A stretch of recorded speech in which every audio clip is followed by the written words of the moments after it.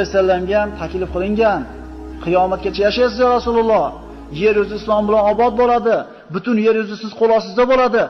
Keyin jannatga kirasiz deganda payg'ambarimiz yonida turgan yigit terisiga sig'may ketdi. Jannatul baqiga chiqib salom berdi. Ularda haqqiga duo qilib turganda payg'ambarimiz holi birdaniga bo'shashib ketdi.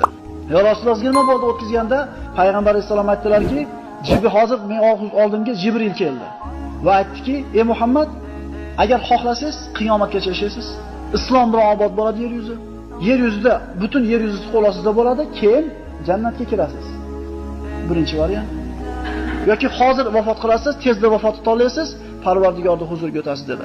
Haligi yonidagi yigit terisiga sig'may ketdi. Ya Rasululloh, bizni tanladingizmi?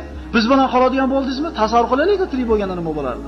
Deganda hech qaysi payg'ambar unga shu narsa taklif qilinganda dunyoda tanlagan emas dedi. Valal axiratu khayrun laka minal ula. Val axiratu khayrun